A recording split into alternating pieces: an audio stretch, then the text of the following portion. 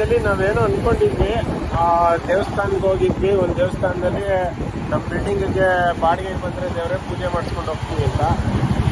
ಸಣ್ಣ ಪುಟ್ಟ ಬಾಡಿಗೆ ಆಗಿದ್ದರೆ ಒಪ್ಕೋಬೋದಿತ್ತು, ಯಾಕೆಂದರೆ ಇದು ತುಂಬಾ ಕಮರ್ಷಿಯಲ್ ಜಾಗ, ಹೈಲಿ ಕಮರ್ಷಿಯಲ್ ಜಾಗ. ಸುಮಾರು 8 ತಿಂಗಳಿಂದ ಬಾಡಿಗೆ ಇರಲಿಲ್ಲ, ಖಾಲಿ ಬಿದ್ದಿದ್ರು. ಅದೇ ದೇವಸ್ಥಾನಕ್ಕೆ ಹರಿಸ್ಕೊಂಡ್ವಿ, ದೇವರೇ ಒಳ್ಳೇದು ಮಾಡಪ್ಪ, ಬಂದು ಹೋಗ್ತೀವಿ ಪೂಜೆ ಮಾಡಿಸ್ಕೊಂಡು ಅಂತ. ನಿಜ ನನಗೆ ಆಶ್ಚರ್ಯ ಮತ್ತು ಪವಾಡ. ಅಲ್ಲಿಂದ ಬಂದು ಮಾಡೋ ದಿವಸಕ್ಕೆ ಅದು ಆಗ್ತಿತ್ತು. ಹೌದು, ಅಡ್ವಾನ್ಸೇ ಕೊಟ್ಟರು. ಸೊ ಇವಾಗ ಆ ದೇವಸ್ಥಾನಕ್ಕೆ ಮತ್ತೆ ಹೋಗ್ತಾ ಇದ್ದೀವಿ. ಇವಾಗ ನಾವು ರೀಚ್ ಆಗಿದ್ದೀವಿ ಶ್ರೀ ವಿಜಯಕಾಳಿ ಬಸಪ್ಪ ಟೆಂಪಲ್ಗೆ. ಇಲ್ಲಿ ನೋಡ್ತಾ ಇರ್ಬೋದು ತುಂಬ ಜನ ಇರ್ತಾರೆ ಸ್ನೇಹಿತರೆ, ತುಂಬ ಜನ ಭಕ್ತಾದಿಗಳು ಬಂದಿರ್ತಾರೆ. ಇದೇ ಮೂಲ ದೇವತೆ. ಸೊ ಇದು ಈಚೆ ಇಟ್ಟು ಪೂಜೆ ಮಾಡುವಂಥದ್ದು. ಸುಮಾರು ಜನ ಇಲ್ಲಿ ಕವಡೆ ಶಾಸ್ತ್ರಕ್ಕೆ ಬರ್ತಾರೆ. ಎಷ್ಟು ಜನ ಕವಡೆ ಶಾಸ್ತ್ರನ ಕೇಳ್ತಾರೆ ಅಂದರೆ ಸಾಕಷ್ಟು ಜನ ಕವಡೆ ಶಾಸ್ತ್ರನ ಕೇಳ್ತಾರೆ. ಮತ್ತು ಹಾಗೆ ಅಂಜನಾ ಶಾಸ್ತ್ರ ಕೂಡ ಹೇಳಲಾಗತ್ತೆ. ಅದಲ್ಲದೆ ಅವರ ಸಮಸ್ಯೆ ಏನಿದೆ ಅಂತ ಕವಡೆ ಶಾಸ್ತ್ರದ ಮುಖಾಂತರ ಅವರೇ ಹೇಳ್ತಾರೆ. ನಿಮ್ಮ ಸಮಸ್ಯೆ ಏನು ಅಂತ ಅವರೇ ಹೇಳ್ತಾರೆ, ಅದಕ್ಕೆ ಪರಿಹಾರ ಕೂಡ ಹೇಳ್ತಾರೆ. ಹಾಗೆ ಸ್ನೇಹಿತರೆ, ಇಲ್ಲಿ ಕವಡೆ ಶಾಸ್ತ್ರಕ್ಕೆ ಯಾವುದೇ ರೀತಿ ಚಾರ್ಜಸ್ ಇರೋದಿಲ್ಲ. ನಿಮ್ಮ ಖುಷಿ, 10 ರೂಪಾಯಿ ಇಡ್ತಿರೋ, 1 ರೂಪಾಯಿ ಇಡ್ತಿರೋ, ಎಷ್ಟಾದರೂ ಇಡಬಹುದು, ನಿಮ್ಮ ಖುಷಿ. ಅದಕ್ಕೇನು ದುಡ್ಡನ್ನು ಕೇಳೋದಿಲ್ಲ, ಚಾರ್ಜಸನ್ನು ಮಾಡೋದಿಲ್ಲ. ನಮ್ಮ ಬಿಲ್ಡಿಂಗಿಗೆ ಬಾಡಿಗೆಗೆ ಬಂದಿರಲಿಲ್ಲ, 75,000 ಒಂದು ತಿಂಗಳಿಗೆ ಬಾಡಿಗೆ. ಮುಷ್ಟಿ ಒಳಗಡೆ ಇರುವಂಥ ಉಪ್ಪನ್ನು ತಗೊಬಂದು 3 ಸರಿ ಮನೆಯಲ್ಲಿ ನೂಳಿಸಿ ಮನೆಯಿಂದ ಬರಬೇಕಾದ್ರೆ ತಗೊಬಂದು ಹಾಕ್ಬೇಕು. ಈ ದೇವಸ್ಥಾನದ ವಿಶೇಷತೆ ಏನಪ್ಪ ಅಂತಂದರೆ, ದೇವಸ್ಥಾನದಲ್ಲಿ ಇರುವಂತಹ ಈ ಬಸವಣ್ಣ ನಿಜವಾಗ್ಲೂ ಸ್ನೇಹಿತರೆ, ಆ ಸತ್ಯದ ಮಾರ್ಗವನ್ನು ತೋರಿಸುವಂಥ ಈ ಬಸವಣ್ಣ ನಿಜವಾಗ್ಲೂ ಸುಮಾರು ಪವಾಡಗಳನ್ನೇ ನಡೆಸಿದೆ ಅಂತ ಹೇಳ್ಬೋದು. ಇಲ್ಲಿ ಮುಂಚೆ ಇನ್ನೊಂದು ಬಸವಣ್ಣ ಇತ್ತಂತೆ, ಅದು ತೀರೋದ ನಂತರ ದೊಡ್ಡ ಬಸವಣ್ಣ ಇತ್ತಂತೆ. ಆ ಬಸವಣ್ಣ ನಂತರ ಇಲ್ಲಿ ಹೊಸದಾಗಿ ಒಂದು ಬಸವಣ್ಣನ ತಗೊಂಡು ಬಂದು ಇಟ್ಟಿದ್ದಾರೆ. ಇವಾಗ ಇದು 6 ತಿಂಗಳು ಆಯ್ತಂತೆ ಬಸವಣ್ಣನಿಗೆ. ಬಟ್ ಈ ಕಡೆ ಮಂಡ್ಯ, ಮದ್ದೂರು ಈ ಕಡೆ ಇತ್ತೀಚೆಗೆ ಜಾಸ್ತಿ ಬಸವಣ್ಣನನ್ನ ಒಂದು ಸತ್ಯಗಳನ್ನು ಪೂಜೆಗಳನ್ನು ಮಾಡೋದು ಜಾಸ್ತಿ ಆಗ್ತಿದೆ. ಬಟ್ ಇಲ್ಲಿ ಮೊದಲಿಂದನೂ ಕೂಡ ಇತ್ತಂತೆ. ನೀವೆಲ್ಲ ಚಿಕ್ಕರ್ಸಿಕೆರೆ ಕೇಳಿರ್ಬೋದು, ಅದೇ ತರ ಇಲ್ಲಿ ಕೂಡ ತುಂಬಾ ವರ್ಷದಿಂದ ಇದೆ. ಈ ದೇವಸ್ಥಾನದ ಒಂದು ವಿಶೇಷತೆ ಏನಪ್ಪಾ ಅಂತ ಹೇಳಿದ್ರೆ, ಇಲ್ಲಿ ಮಧ್ಯಾಹ್ನದ ಟೈಮ್ ಅಮಾವಾಸ್ಯೆ ಮತ್ತೆ ಹುಣ್ಣಿಮೆಯಲ್ಲಿ ಪೌರ್ಣಮಿ ಪ್ರತ್ಯಂಗರ ಹೋಮನ ನೆರವೇರಿಸಲಾಗತ್ತೆ. ಈ ಪ್ರತ್ಯಂಗರ ಹೋಮ ಏನಕ್ಕೆ ಮಾಡ್ತಾರೆ ಸುನಿ?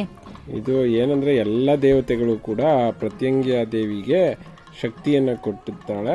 ಆ ಶಕ್ತಿಯನ್ನು ಉಪಯೋಗಿಸ್ಕೊಂಡು ದೇವಿ ರಾಕ್ಷಸರನ್ನ ಸಂಹಾರ ಮಾಡ್ತಾಳೆ, ಮತ್ತೆ ದುಷ್ಟ ಶಕ್ತಿಗಳನ್ನ ನಿವಾರಣೆ ಮಾಡುತ್ತೆ. ಆರೋಗ್ಯ ಸಮಸ್ಯೆ ಇರುವಂತವ್ರಿಗೆ ಪ್ರತ್ಯಂಗರ ಹೋಮ ತುಂಬಾ ಶ್ರೇಷ್ಠ ಅಂತ ಹೇಳ್ತಾರೆ. ಹೌದು, ಅದರಲ್ಲೂ ಬಸವಣ್ಣನಿಗೆ ಒಬ್ರು ಇಲ್ಲಿ ಪೂಜೆ ಮಾಡಿ ಕಾಲ್ ತೊಳೆದು ಅಭಿಷೇಕ ಮಾಡಿದ್ರು. ಹಾಲಲ್ಲಿ ಕಾಲ್ ತೊಳೆದು ಪೂಜೆಯನ್ನ ಮಾಡ್ತಾ ಇದ್ದಾರೆ. ಅವ್ರವ್ರು ಏನೇನೋ ಹರಿಸ್ಕೊಂಡಿರ್ತಾರಂತೆ. ಆ ಹುಡುಗನಿಗೆ ಸ್ವಲ್ಪ ಬುದ್ಧಿ ಕಡಿಮೆ ಇತ್ತಂತೆ, ಅದಕ್ಕೆ ಅವ್ರ ತಾಯಿ ಮತ್ತು ತಂದೆ ಹರಿಸ್ಕೊಂಡಿದ್ರಂತೆ. ಇವಾಗ ಪರವಾಗಿಲ್ಲ, ಇಂಪ್ರೂವ್ ಆಗ್ತಿದೆ ಅಂತ ಹೇಳಿದ್ರು. ಸೊ ಹಾಗಾಗಿ ಆ ಕಡೆ ಹೋಮ ನಡೀತಿದ್ರೆ ಈ ಕಡೆ ಬಸವಣ್ಣನ ಪಾದ ಪೂಜೆ ನಡೀತಾ ಇತ್ತು. ಬಹಳ ಚೆನ್ನಾಗಿ ಎರಡನ್ನೂ ಕೂಡ ಕವರ್ ಮಾಡೋದಕ್ಕೆ ನಮಗೆ ನಿಜವಾಗ್ಲೂ ಖುಷಿ ಆಯಿತು. ಅದರಲ್ಲೂ ಆ ಹುಡುಗನಿಗೆ ಕೆಲವೊಂದು ಇರುತ್ತೆ, ದೇವರು ಮತ್ತು ಇದರ ಒಂದು ಶಕ್ತಿನೂ ಕೂಡ ಇರುತ್ತೆ. ಎಸ್ ಸ್ನೇಹಿತರೆ, ಮತ್ತು ಇಲ್ಲಿ ನೋಡ್ತಾ ಇರ್ಬೋದು ಬಸವಣ್ಣನೂ ಕೂಡ ಪೂಜೆ ಮಾಡಿಸ್ಕೊಳ್ತಾ ಆರಾಮಾಗಿ ಕೂತಿರುತ್ತೆ. ಬೇರೆ ಟೈಮ್ನಲ್ಲಿ ಅದು ತುಂಬ ಕೋಪ ಎಲ್ಲರಿಗೂ ಕೂಡ ಆಯೋದಕ್ಕೆ ಹೋಗುತ್ತೆ. ಮತ್ತೆ ಇನ್ನೊಂದು ಏನಪ್ಪಾ ಅಂದ್ರೆ ಸ್ನೇಹಿತರೆ, ಈ ಗಾಳಿ ಹಿಡ್ಕೊಂಡಿರೋರು ಅಂದ್ರೆ ದೆವ್ವದ ಕಾಟ, ಈ ಮೂಕ ಪ್ರಾಣಿಗಳಿಗೆ ಅದು ದೇವರು ಶಕ್ತಿ ಅನ್ನೋದಕ್ಕಿಂತ ಮೂಕ ಪ್ರಾಣಿಗಳಿಗೆ ಆ ತರದ ಒಂದು ಸೆನ್ಸ್ ಜಾಸ್ತಿ ಇರುತ್ತೆ. ಸೊ ಹಂಗಾಗಿ ಮತ್ತೆ ನೆಗೆಟಿವ್ ಎನರ್ಜಿ, ಪಾಸಿಟಿವ್ ಎನರ್ಜಿ, ಇದರ ಬಗ್ಗೆ ಎಲ್ಲಾನು ಕೂಡ ಈ ಮೂಕ ಪ್ರಾಣಿಗಳಿಗೆ ತುಂಬಾ ಚೆನ್ನಾಗಿ ಗೊತ್ತಿರುತ್ತೆ. ಅದು ಎಷ್ಟು ಚೆನ್ನಾಗಿ ತೆಗೆದು ಕಾಲಿಡ್ತಾನೋ. ನಂತರ ಇದಕ್ಕೆ ಬಸವಣ್ಣನಿಗೆ ಕಾಯಿ ಹೊಡೆದು ಪೂಜೆ ಮಾಡಿ ಬಹಳ ಚೆನ್ನಾಗಿ ಮಾಡಿದ್ರು ಅವರು. ಈಗ ಇಲ್ಲಿ ಪ್ರತ್ಯಂಗರ ಹೋಮ ಶುರುವಾಗತ್ತೆ ಸ್ನೇಹಿತರೆ. ಪ್ರತ್ಯಂಗರ ಹೋಮ ಮಾಡುವಂಥವ್ರು ಕಪ್ಪು ಬಟ್ಟೆಯನ್ನು ಧರಿಸಬಾರ್ದು ಅಂತ ಹೇಳಲಾಗತ್ತೆ. ಮತ್ತು ಎಷ್ಟೇ ಅನಾರೋಗ್ಯದಿಂದ ನರಳುತ್ತಿರೋರಿಗೆ ಎಲ್ಲದಕ್ಕೂ ಕೂಡ ಈ ಹೋಮ ತುಂಬಾ ಒಳ್ಳೆಯದು ಸ್ನೇಹಿತರೆ. ಆನಂತರ ಇನ್ನೊಂದು ಹೇಳಬೇಕು ಅಂದರೆ, ಇಲ್ಲಿ ಜಾಸ್ತಿ ದುಡ್ಡಿಗೆ ಡಿಮ್ಯಾಂಡೇ ಮಾಡೋದಿಲ್ಲ. ಡಿಮ್ಯಾಂಡ್ ಅಲ್ಲ, ದುಡ್ಡೇ ಕೇಳಲ್ಲ, ಕೊಟ್ಟಷ್ಟು ಇಸ್ಕೊಳ್ತಾರೆ. ಅದರಲ್ಲಿ ಹೋಮ ನಡೆಯೋ ಸಂದರ್ಭದಲ್ಲಿ ಏನಂದ್ರೆ, ಇದಕ್ಕೆ ಅವರ ಮನೆಯಿಂದ ಉಪ್ಪು ಮತ್ತೆ ಮೆಣಸಿನ್ಕಾಯನ್ನ ತರಬೇಕಾಗತ್ತೆ. ಪ್ರತಿಯೊಬ್ರು ಕೈಯಿಂದನೂ ಒಂದು ಇಡೀ ಉಪ್ಪು ಮೆಣಸಿನ್ಕಾಯನ್ನ ನೀವುಣಿಸ್ಕೊಂಡು ತಗೊಂಡ್ಬರ್ಬೇಕಾಗತ್ತೆ. ಹೌದೌದು, ಅದನ್ನೇ ಹೇಳಿದ್ರು. ಮತ್ತೆ ಅಲ್ಲಿಂದ ತರದೇ ಇದ್ರೆ ಇಲ್ಲೇ ಕೂಡ ಕೊಡ್ತಾರಲ್ಲ, ಕೊಡ್ತಾರೆ. ಅದಕ್ಕೆ ದುಡ್ಡು ಕೊಟ್ಟು ತಗೋಬೇಕಾಗತ್ತೆ. ಹೋಮ ಶುರು ಆಗ್ತಿದೆ ನೋಡಿ. ಸಾಮಾನ್ಯವಾಗಿ ಮೆಣಸಿನ್ಕಾಯಿನ ಹಾಕಿದ್ರೆ ಹೊಗೆ ಘಾಟ್ ಬರುತ್ತೆ, ಬಟ್ ಹೋಮದ ಸಮಯದಲ್ಲಿ ಒಂದು ಚೂರು ಕೂಡ ಘಾಟ್ ಬರೋದಿಲ್ಲ. ಸ್ನೇಹಿತರೆ, ಹೊಸಪೇಟೆ ಕಾಟಲಾಗಿ ರಸ ಬ್ಯಾಳೆ ತೊಂಡು ಬ್ಯಾಳಿಲಾಗಿ ರಸ ಬ್ಯಾಳೆ ತೊಂಡು ಬೆಳಿಲಾಗಿ ಬಾಸವಣ್ಣ ಅಯ್ಯ ಬಾಯತ್ತಿ ನೀವು ಬಯ್ಯ ಬ್ಯಾಡಿ ಬಾಯತ್ತಿ ಬೈ ಬ್ಯಾಡಿ ಕಾಲಲ್ಲಿ ವಾದಿ ಬ್ಯಾಡಿ ನಮ್ಗಿದ್ದಷ್ಟು ಪಾಪ ಬರವಾದ. ಬಸವಣ್ಣನ ಗೀತೆಯನ್ನು ಕೇಳಿದ್ರಲ್ಲ ಸ್ನೇಹಿತರೆ, ಬಹಳ ಚೆನ್ನಾಗಿತ್ತಲ್ಲ. ಇನ್ಯಾಕೆ ತಡ, ಬನ್ನಿ ಹೋಮದಲ್ಲೂ ಕೂಡ ನಾವು ಕೂಡ ಭಾಗವಹಿಸೋಣ. ಬನ್ನಿ ಸ್ನೇಹಿತರೆ.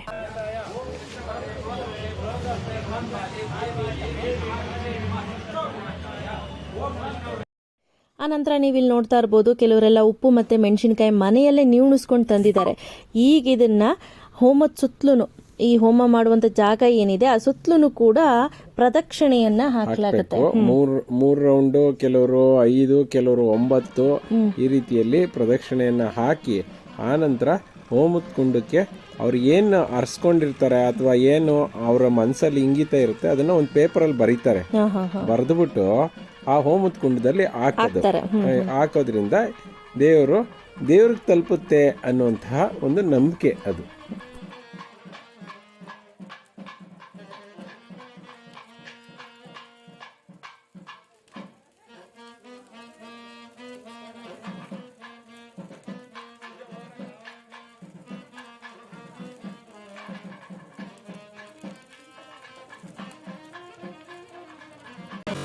ಯಾರು ಬಂದಿದ್ರೆ ನಿಜವಾ ಕರೆಕ್ಟಾಗಿ ಕೇಳ್ಕೊಳ್ಳಿ.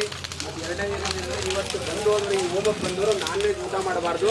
ಮತ್ತು ಈ ಹೋಮಕ್ಕೆ ಬಂದವರು ಬ್ಲಾಕ್ ಬಟ್ಟೆ ಧರಿಸಬಾರ್ದು. ಇದ್ರ ಹೆಸರು ಬಂದು ಸತ್ಯಂಗಿರ ಹೋಮ ಅಂತೇಳಿ ಹೆಸರು. ಮತ್ತು 12 ಗಂಟೆಯಿಂದ 1 ಗಂಟೆ ಒಳಗಡೆ ಅಂದರೆ ಮಧ್ಯಾಹ್ನದ ನಂತರ ಮಾಡಿದ್ರೆ ವಿಶೇಷವಾಗಿ ಅನುಕೂಲ ಮಾಡ್ತಾಳೆ ಅಂತ. ಬಿಸಿಲು ಅಂತೇಳಿ ಹಿಂದೆ ಕೂತ್ಕೊಳ್ಳೋದಲ್ಲ, ನಾವು ಬಿಸಿಲಲ್ಲಿ ಹೋಮ ಮಾಡೋದು. ಅವರು ಇವತ್ತು ನಾನ್ ವೆಜ್ ಊಟ ಮಾಡಬಾರ್ದು. 3 ಬಾರಿ ನಿಮ್ಮ ಕೈಲಿ ಹೋಮ ಮೆಣಸಿಗೆ ಹಾಕಿಲ್ಲ ಅಂದವರು 3 ಸುತ್ತು ಪ್ರದಕ್ಷಿಣೆ ಮಾಡಿ ಹೋಮದ ಕುಂಡನ ಮುಟ್ಟಬಾರ್ದು. ಇದು ವಾಮಾಚಾರ ಮಾಟ ಮಂತ್ರಗಳು. ಏನಾರ ಪ್ರಾಬ್ಲಮ್ ಆಗಿದ್ರೆ ಮನೆಯಲ್ಲಿ ಘರ್ಷಣೆ ಅಥವಾ ವ್ಯಾಜ್ಯ ಕೋರ್ಟಿಂದ ಇಷ್ಟು ವರ್ಷದಿಂದ ಬಗೆಹರಿತಿಲ್ಲ ಅಥವಾ ದುಡ್ಡು ಕೊಟ್ಟು ಕಳ್ಕೊಂಡಿದ್ದೀವಿ, ದುಡ್ಡೇ ಬರ್ತಿಲ್ಲ, ಮನೆಯಿಂದ 3 ಅಡಿ ಉಪ್ತಾ ಬಂದು ಹಾಕೋದ್ರಿಂದ ವಿಶೇಷವಾಗಿ ಅನುಕೂಲ ಆಗ್ತದೆ. ಎಲ್ಲರೂ ಬರೋಕ್ಕಾಗಲ್ಲ. ಒಂದು ಮನೇಲಿ 10 ಜನ ಇರ್ತೀರಿ, 10 ಜನನೂ ಬರೋಕ್ಕಾಗಲ್ಲ. 3ರಿಂದ 1, 2 ಅಥವಾ ಬರ್ಬೋದು. ಎಲ್ಲರೂ 10 ಜನನೂ ಕರ್ಕೊಂಬರೋಕ್ಕಾಗಲ್ಲ. ಅದಕ್ಕೆ ಮನೆಯವ್ರ ಹೆಸರು ಎಲ್ಲರ ಹೆಸರನ್ನು ಹೇಳಿ 3 ಸುತ್ತು ಪ್ರದಕ್ಷಿಣೆ ಹಾಕೋದ್ರಿಂದ ಅವರು ಹೋಮಕ್ಕೆ ಬಂದಷ್ಟು ಪ್ರಯೋಜನ ಆಗ್ತದೆ ಅನ್ನೋದಕ್ಕೋಸ್ಕರ ನಿಮ್ಮಲ್ಲಿ 3 ಸುತ್ತು ಪ್ರದಕ್ಷಿಣೆ ಹಾಕಿ ಅಂತ. ಮತ್ತು ಹಿಂದೆ ಮುಂದೆ ಮಾತಾಡೋದು, ಮತ್ತು ಯಾರೋ ಬಂದರೆ ಏನಾಗುತ್ತೋ ಏನೋಯ್ತು ಅನ್ನೋದು, ನಿಮ್ಮಲ್ಲಿ ನಂಬಿಕೆ ಭಕ್ತಿ ಇವೆರಡು ಇದ್ದರೆ 100% ನೆರವೇರಿಸುತ್ತೆ. ಇಂಥ ಕೆಲಸಕ್ಕೆ ನಾವು ಬಂದಿದ್ದೀವಿ, ಇಂಥದ್ದು ಆಗ್ಬೇಕು ನಮಗೆ ಅಂತ ಕೇಳಿದ್ರೆ 100% ಇದರಲ್ಲಿ ಪರಿಹಾರ ಸಿಗುತ್ತೆ. ಒಬ್ಬರು ಹಣ್ಣು ಕಾಯಿ ಹೂವು ಹಾರ ಯಾವುದು ತರಬೇಕು ಅಂತ ಯಾವ್ದೇವರು ಕೇಳಿಲ್ಲ. ನಿಮ್ಮ ಮನಸ್ಸಲ್ಲಿ ನಂಬಿಕೆ ಇರುವಂಥವ್ರು, ಭಕ್ತಿ ಇರುವಂಥವ್ರು ಧಾರಾಳವಾಗಿ ಕ್ಷೇತ್ರಕ್ಕೆ ಬರ್ಬೋದು. ಇದ್ರ ಹೋಮ ಬಂದು ಪ್ರತ್ಯಂಗಿರ ಅಂತೇಳಿ ಹೆಸರು. ಈ ಪ್ರತ್ಯಂಗಿರ ಹೋಮ ಒಂದು ವಾಮಾಚಾರ ಮಾಟ ಮಂತ್ರಗಳು ಆದ್ರಿಂದ ಏನಾರ ಬಳಲ್ತಿರುವಂಥವ್ರಿಗೆ ವಿಶೇಷವಾಗಿ ಅನುಕೂಲ ಆಗ್ತದೆ. ಆರೋಗ್ಯ ಬಾಧೆಯಿಂದ ನಳತಿರುವಂಥವ್ರು ಅಥವಾ ವ್ಯಾಜ್ಯದಿಂದ ಸಮಸ್ಯೆಯಾಗಿ ನಮಗೆ ಕೋರ್ಟಲ್ಲಿ ಇತ್ಯರ್ಥನೆ ಆಗ್ತಿಲ್ಲ ಅನ್ನುವಂಥವ್ರಿಗೆ ಇದು ವಿಶೇಷವಾಗಿ ಅನುಕೂಲ ಆಗ್ತದೆ. ಮಾಡಿದ್ರಲ್ಲ, ನಾನು ಹೋದ್ ಸರಿನೂ ಬಂದಿದ್ದೆ. ಆವಾಗೂ ನಾನು ಮಗನ ಕರ್ಕೊಂಡ್ಬಂದು ಹಸಿನ ಜೊತೆ ಇದು ಮಾಡ್ತಿದ್ರಿ, ನನ್ಗೆ ಗೊತ್ತಾಗ್ಲಿಲ್ಲ. ಮಗನಿಗೆ ಸುಮಾರು ತುಂಬಾ ದಿವಸದಿಂದ ಹುಷಾರಿಲ್ಲ.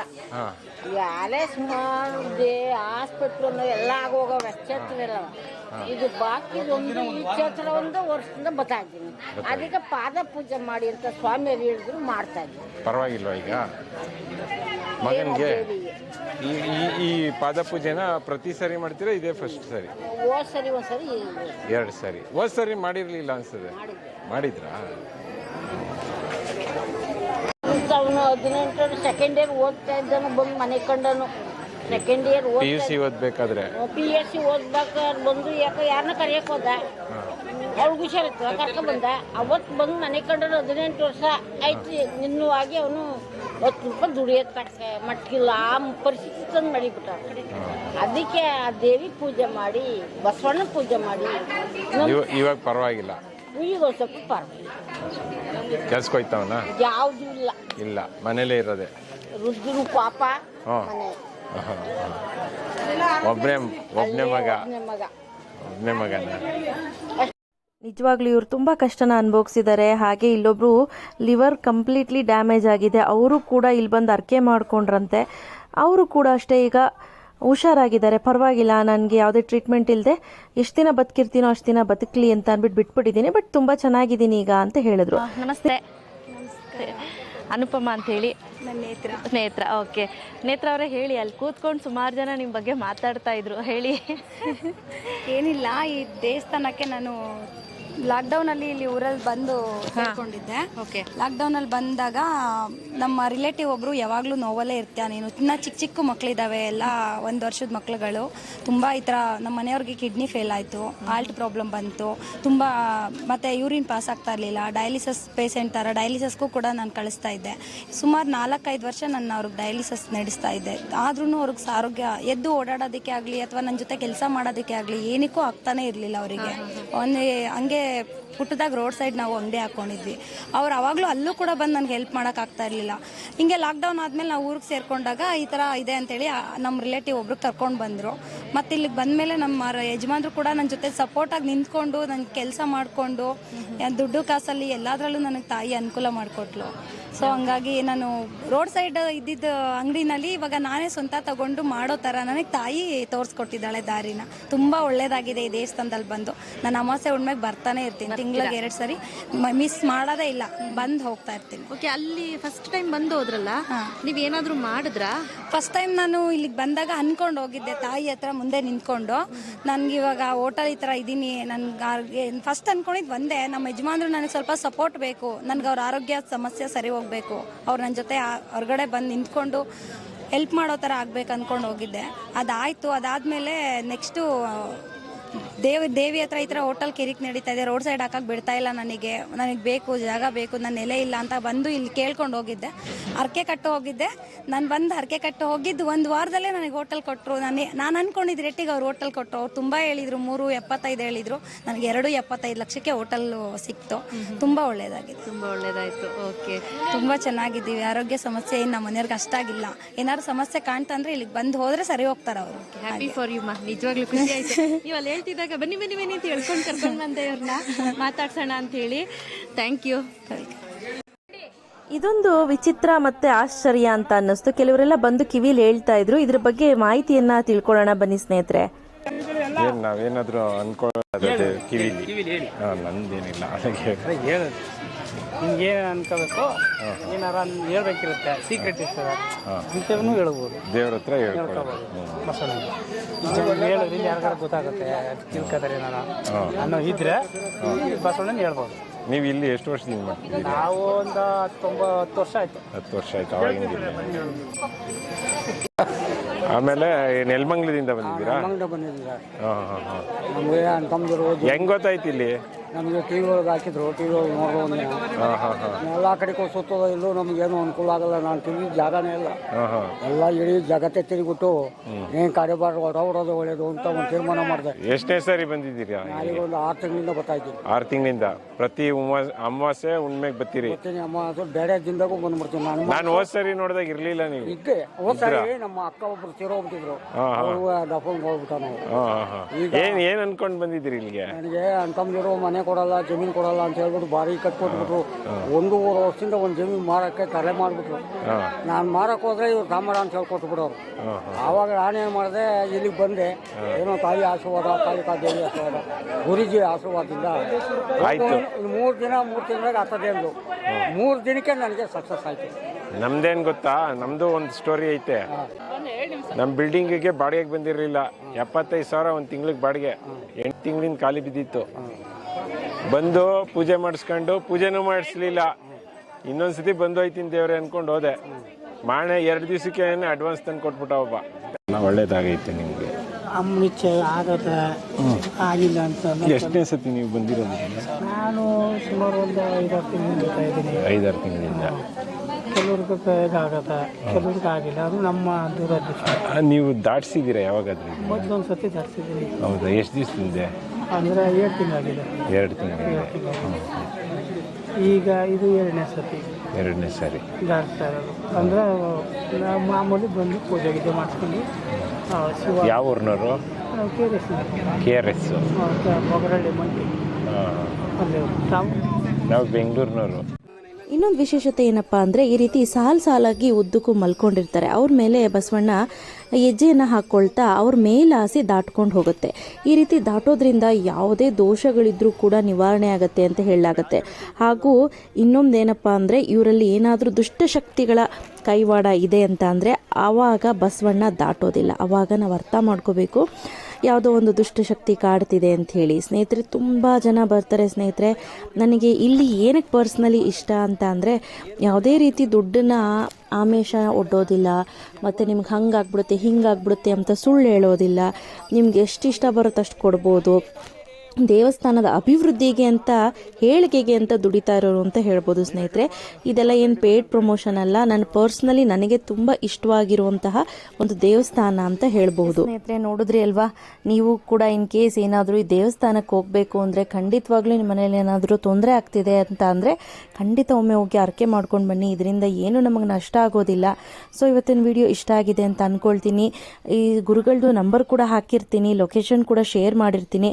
ಒಮ್ಮೆ ನಿಮ್ಗಾದರೆ ಭೇಟಿ ಕೊಟ್ಟು ನೋಡಿ. ನಿಮಗೇನಾದರೂ ಒಳ್ಳೇದಾಯಿತು ಅಂದರೆ ನನಗೂ ಕೂಡ ತುಂಬಾ ಸಂತೋಷ ಸ್ನೇಹಿತರೆ. ಸೊ ಇವತ್ತಿನ ವಿಡಿಯೋ ಇಷ್ಟ ಆಗಿದ್ರೆ ಲೈಕ್ ಮಾಡಿ, ಶೇರ್ ಮಾಡಿ. ಬಾಯ್.